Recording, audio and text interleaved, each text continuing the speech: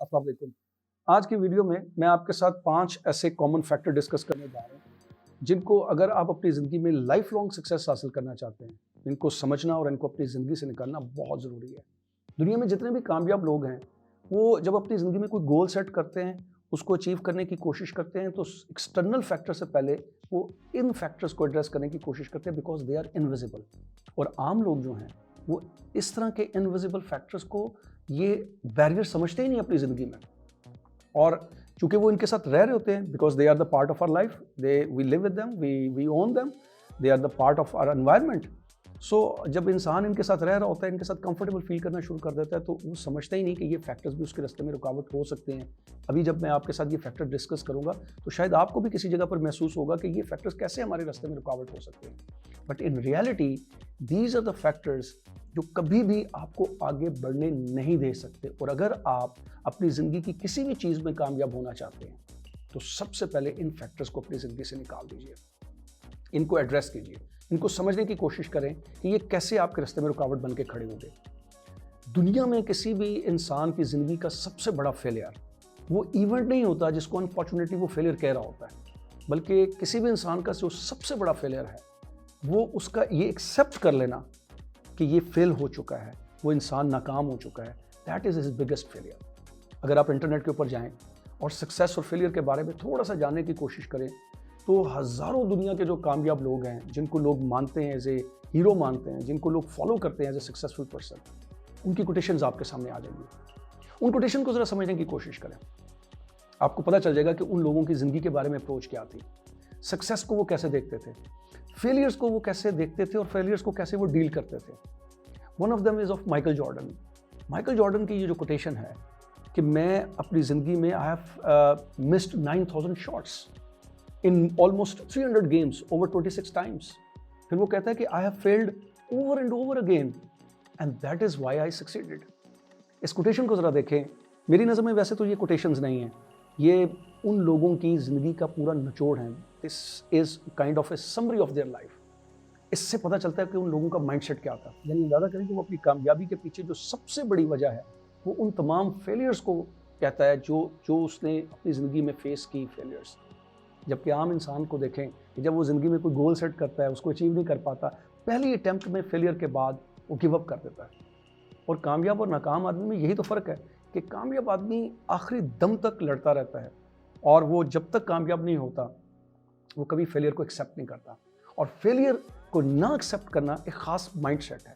इसलिए मैं कह रहा हूँ कि ये कॉमन फैक्टर्स को समझना बहुत ज़रूरी है, क्योंकि we live with them, we own them, they are the part of our life, they are the part of our behaviour.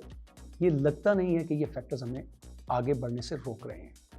So let's talk about वो कौन से कॉमन फैक्टर्स हैं जिनको समझना बहुत ज़रूरी है। सबसे पहला फैक्टर है इम्पेशेंस का। किसी भी इंसान की सबसे बड़ी जो नाकामी है अगर उसकी ज़िंदगी में, तो वो ये है कि वो इम्पेशेंट हो। वो चाहे कि आज वो सोचे और उसे कल वो मिल जाए, यानी वो ही wants to have quick fix, quick result चाहना, ये कभी मुमकिन ही नहीं है। कोई भी इंसान जो कामयाब हुआ है वो मुख्तलिफ प्रोसेस से गुजर के जाता है, मुख्तलिफ स्टेजेस से गुजर के जाता है। बहुत दफ़ा उसको सेटबैक्स का सामना करना पड़ता है। जैसे कि मैंने अभी आपके सामने माइकल जॉर्डन की कोटेशन रखी कि माइकल जॉर्डन कहता है कि I have missed 9000 shots in my whole career. 300 games में 26 टाइम्स वो कहता है मैं बार बार फेल हुआ, तब मैं कामयाब हुआ। यानी he did not lose the patience, he believed कि ही कैन बी सक्सेसफुल, और वो कामयाब हो गया। सो सबसे पहले जो इंपॉर्टेंट चीज़ है वो आपको अपने अंदर से इम्पेशेंस को ख़त्म करना पड़ेगा। कभी भी इम्पेशेंट लोग, बेसब्रे लोग कभी ज़िंदगी में कामयाब नहीं हो सकते। What is the solution of this? बड़ा सिंपल सा सोल्यूशन है। Look at your self, look at the nature. क्या आपको अपने अंदर या आपकी जो इर्द गिर्द इन्वायरमेंट है, कुदरत के किसी भी चीज़ के अंदर कोई ऐसी चीज़ नज़र आती है कि रातों रात हो जाती हो? ऐसी कोई चीज़ आपको नज़र नहीं आएगी। वो एक प्रोसेस से गुजरती है, एक स्टेज से गुजरती है। आप अपनी ज़िंदगी के जिस स्टेज पे भी हैं, कैरियर के जिस स्टेज पे भी हैं, प्रोफेशन में जहाँ पे भी हैं, जस्ट लुक एट दैट कि उसको कितना टाइम लगा। अगर आप ग्रेजुएट हैं तो you took might be 14 years. अगर आप डॉक्टर हैं, इंजीनियर हैं, तो 15-18 साल आपको उसमें लगे हैं। Then you became, when you thought to be a doctor और इंजीनियर, तो उस वक्त आप बहुत छोटे होंगे, लेकिन जब आप डॉक्टर बने या इंजीनियर बने, it took many years of hard work. The same case, क्योंकि हम मॉडर्न दुनिया में रह रहे हैं। मॉडर्न दुनिया बड़ी कंपैरिजन की दुनिया है, और कंपैरिजन में फिर हम कंपटीशन करने की कोशिश करते हैं, और न जाने हम अपने अलावा क्यों दूसरों से कंपटीशन करने की कोशिश करते हैं। रिमेंबर वन थिंग, आपका कंपटीशन किसी और इंसान के साथ नहीं, आपका कंपटीशन सिर्फ आपके साथ है। ये स्कूल से हमें आदत पड़ जाती है कि हमने शायद कंपटीशन करना है, हमें किसी सूरत भी अगले से आगे निकलना है।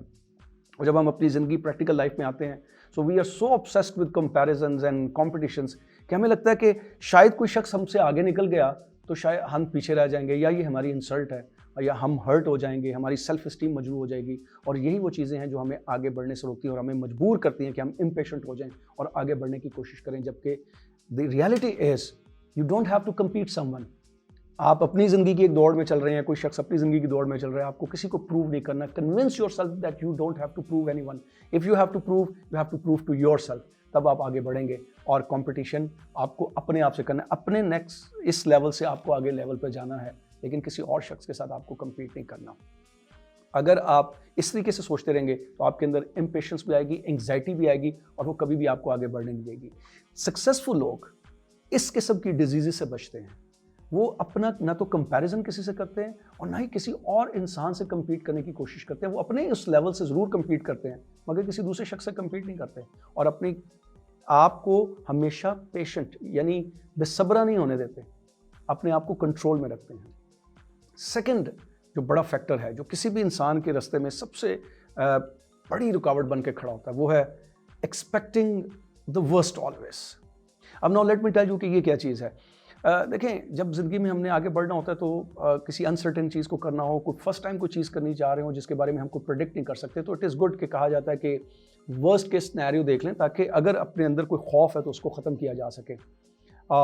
उसका मतलब ये है कि जब आप वर्स्ट केस सिनेरियो देखते हैं तो कम से कम आप ये इस पोजीशन में होते हैं कि ये एनालाइज कर लें कि आपके पास क्या स्ट्रेंथ्स हैं, क्या रिसोर्सेज हैं, क्या आप उस सिचुएशन को डील कर भी पाएंगे कि नहीं कर पाएंगे। और अगर आपको वो सिचुएशन डेफिनेटली फेस करनी है तो किस तरीके से फेस करें ताकि आप अपने आप को प्रिपेयर कर सकें। यहाँ तक तो ये ठीक है, but if it becomes your obsession कि जब भी आप कोई चीज़ सोचें तो सिर्फ वर्स्ट ही सोचें, that is the biggest hurdle in your way to success. You have to change this mindset. आपको इस माइंडसेट से निकलना पड़ेगा, वरना ये चीज़ आपको कभी भी आगे कामयाब नहीं होने देगी। So what is the solution? Very simple again, go back to your past. अपनी ज़िंदगी के पीछे जाएं और देखें कि कितनी चीज़ें आपने पहले वर्स्ट सोची थी वो हुई नहीं। आप हैरान हो जाएंगे कि आपकी ज़िंदगी में 90% चीज़ें जिनके बारे में शायद आप नेगेटिव सोचते थे या सोचते थे कि वर्स्ट होंगी, वो हुई नहीं। और 10% अगर वर्स्ट जिनको आपने एक्सपेक्ट किया होगा हो भी गई होंगी, later they turn out to be good. ऐसा बहुत सा होता है कि इंसान बाद में शुक्रगुजारी करता है कि यार ये अच्छा ही हुआ कि ये काम नहीं हुआ।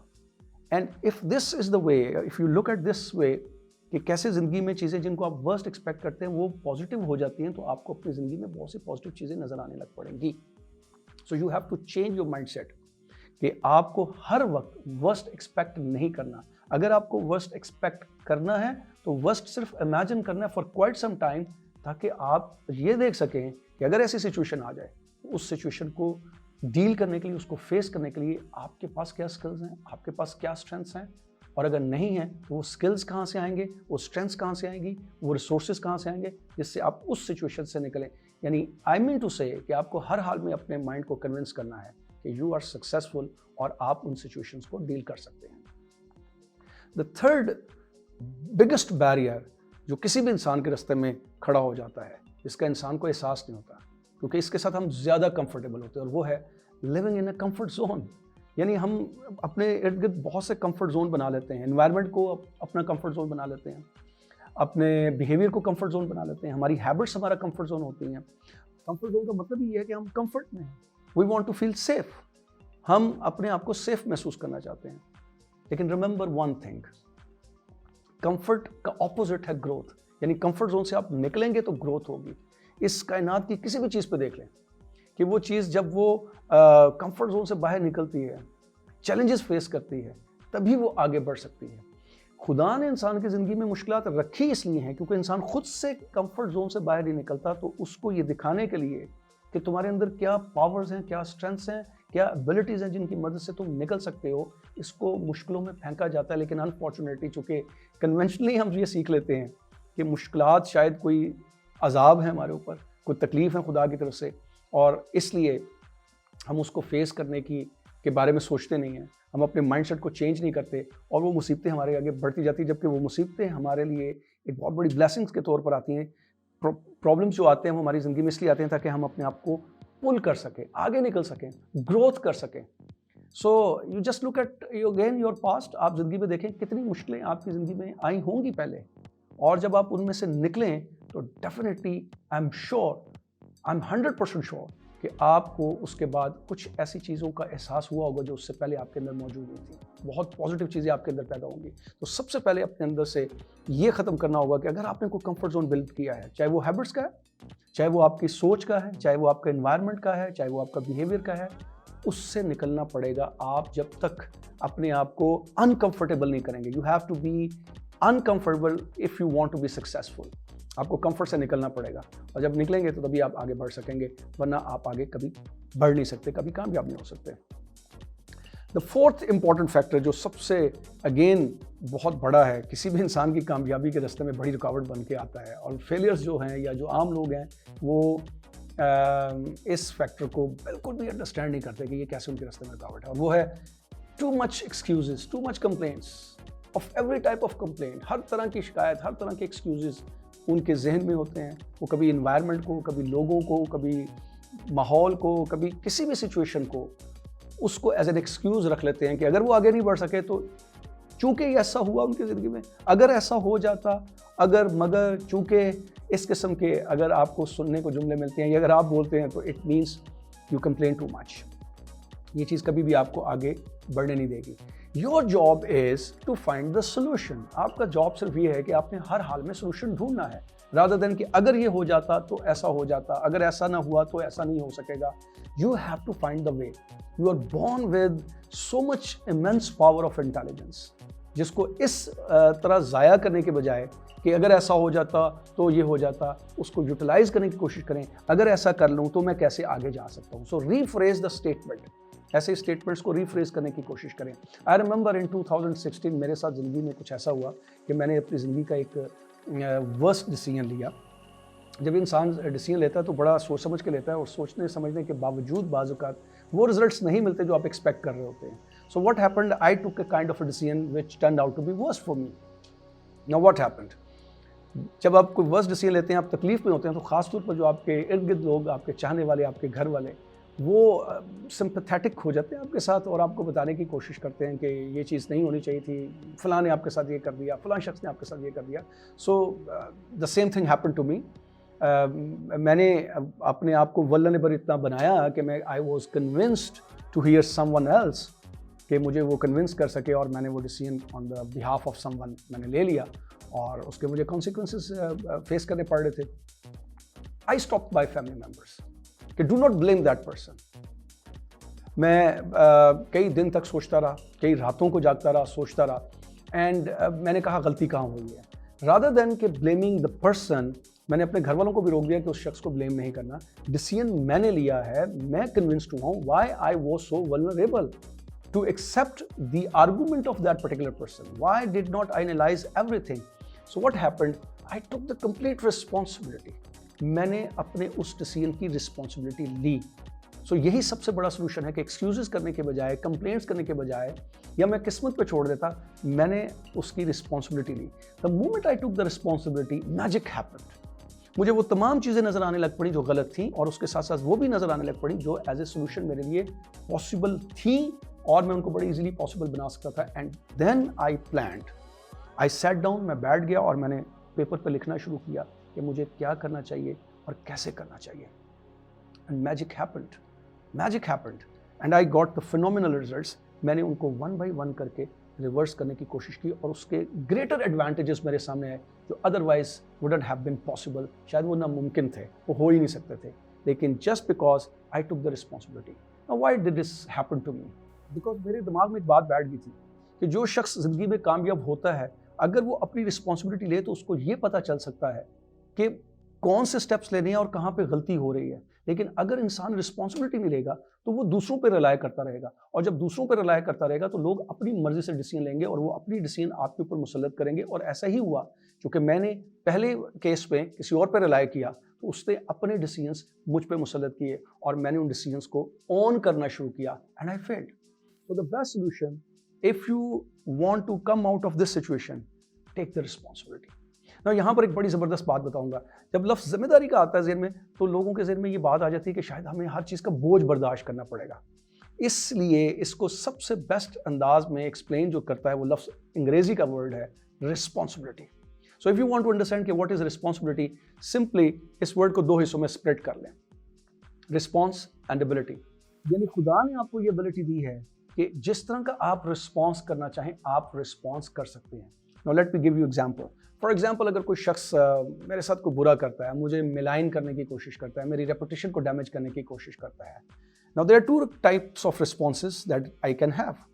मेरा पहला ऑप्शन ये हो सकता है कि मैं उसको जवाब देने की कोशिश करूं, जहां जहां जाकर वो मुझे मिलाइन कर रहा है, मुझे रेपुटेशन को डैमेज कर रहा है, मैं भी वहां पर जाके जवाब देना शुरू कर दूं, और इस तरीके से मैं अपना टाइम, अपनी एनर्जी, अपना सब कुछ वेस्ट कर सकता हूं। And there is a second response, I don't bother about that person, I keep focus on my activities जो मैं कर रहा हूं। If I am confident who I am, अगर मैं ये जानता हूं कि मैं कौन हूं, और बजाय इसके कि मैं उस तमाम चीज़ों के जवाब देने शुरू कर दूं, उन तमाम लोगों के आगे जाऊं और वजाहतें देनी शुरू कर दूं, अगर I keep my focus on what I am doing, जो मेरी प्रायोरिटी है, जो मेरे लिए फ़ायदेमंद हो सकती है, तो इसका फ़ायदा क्या होगा? सबसे बड़ा फ़ायदा ये होगा कि मैंने वो चीज़ अचीव कर लेनी है जो मैं करना चाह रहा हूँ।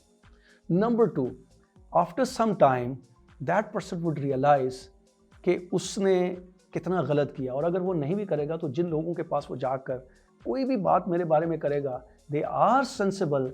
अगर सब सेंसिबल नहीं तो 10 जरूर लोग सेंसिबल होंगे, अगर 20 सेंसिबल नहीं है तो 10 जरूर सेंसिबल होंगे, तो ये बात को समझ सकते हैं कि कौन क्या कह रहा है और कैसे कह रहा है। So I don't need to bother, if I understand and I am confident about myself, I would never go this way कि मैं जाके इस तरीके का रिस्पॉन्स करूँ। तो मैं वो रिस्पॉन्स चुनूंगा जो मेरे लिए प्रोडक्टिव होगा, ना कि ऐसा रिस्पॉन्स जो मेरे लिए किसी भी सूरत में प्रोडक्टिव नहीं हो सकता। This is one kind of example. There could be many examples. There could be different types of responses that you can choose. What I mean to say कि responsibility का मतलब ये नहीं है कि आपने सारा बोझ ले लेना है। Responsibility का मतलब ये है कि आप अपनी मर्जी से वो रिस्पॉन्स सेलेक्ट करें जो आप अपने लिए बेहतर समझते हैं। You have been given this ability, God has given you this gift of choice कि आप किसी भी इवेंट, जो भी आपकी ज़िंदगी में इवेंट हो रहा है, अगर वो आपकी मर्जी का नहीं है, वो आपके अगेंस्ट हो रहा है, तो आपने अपने रिस्पॉन्स को चुनना है और उस रिस्पॉन्स की मदद से आप बच सकते हैं, आप अपने आप को आगे लेके चल सकते हैं, ग्रो कर सकते हैं। और अगर आपने वो रिस्पॉन्स अच्छा ना लिया तो वही रिस्पॉन्स जो आप ले रहे हैं नेगेटिव, वो आपके लिए डिस्ट्रक्टिव साबित हो सकता है। The fifth again very important factor जिसको आपको लाजमी देखना है कि अगर आप अपनी ज़िंदगी में आगे बढ़ना चाहते हैं, वो है आपका एनवायरनमेंट। वो कहते हैं ना कि यू मेक योर एनवायरनमेंट और your environment makes you. So it is very important कि आप अपने सराउंडिंग को देखें, अपने एनवायरनमेंट को देखें, अपने दोस्त अहबाब को देखें, अपने फैमिली मेम्बर्स को देखें कि क्या वो आपको सपोर्ट करते हैं, इनकरेज करते हैं, क्या आपका एनवायरनमेंट इटसेल्फ, जो फिजिकल एनवायरनमेंट है, वो आपके लिए सपोर्टिव और इनकरेजिंग है। अगर वो नहीं है, you need to work on that. उसके ऊपर आपको काम करना पड़ेगा, उसको चेंज करना पड़ेगा, क्योंकि वो आपके रास्ते में सबसे बड़ी रुकावट हो सकता है। ये जो एनवायरनमेंट होता है जिसमें हम रह रहे होते हैं, ये it's kind of again a comfort zone. इसमें हम चूंकि रह रहे होते हैं, हमें महसूस नहीं होता कि ये एनवायरनमेंट हमारे रास्ते में कितनी बड़ी रुकावट है। तो अगर आप अपनी ज़िंदगी में कामयाबी हासिल करना चाहते हैं, you must also take into consideration कि आपके एनवायरनमेंट के अंदर क्या प्रॉब्लम्स हैं, आप किन लोगों के साथ उठते बैठते हैं, और वो क्या इनकरेज करते हैं, सपोर्ट करते हैं, आप जैसा माइंडसेट रखते हैं, आपके विजन या आपके ड्रीम को समझते हैं या सपोर्ट कर सकते हैं। इसको सबसे पहले देखना पड़ेगा। ऐसा ना हो कि जब आप ज़िंदगी में कदम उठाएं और फेलियर्स हों और आप सोचते रह जाएं कि मैं क्यों फेल हो रहा हूं, और सबसे बड़ी प्रॉब्लम आपका अपना एनवायरनमेंट हो। So before you take any step, before you set any goal, this is very important. बजाय इसके कि पहले आप एक्सटर्नल फैक्टर्स के साथ स्ट्रगल करते रहें, आपको देखना पड़ेगा कि आपके इर्द गिर्द या आपके अंदर या आपकी एनवायरनमेंट के अंदर या आपकी सोच के अंदर या आपके बिहेवियर के अंदर वो कौन सी ऐसी चीज़ें हैं, जैसे कि मैंने 5 ये फैक्टर्स हाईलाइट किए, ये इनमें से कौन सी चीज़ है जो आपके रास्ते में सबसे बड़ी रुकावट बन सकता है। If you deal with them then you can easily achieve your success. और मैं तो अक्सर कहता हूँ कि ज़िंदगी कभी भी परफेक्ट नहीं होती, ये मुसलसल कंस्ट्रक्शन का नाम है, खुद के साथ जदोजहद करना पड़ती है। सो अगर आप अपनी ज़िंदगी में जदोजहद कर रहे हैं तो अपने इन फैक्टर्स को भी देखने की कोशिश करें, because they would be the biggest hurdle in your way to success. Thank you very much.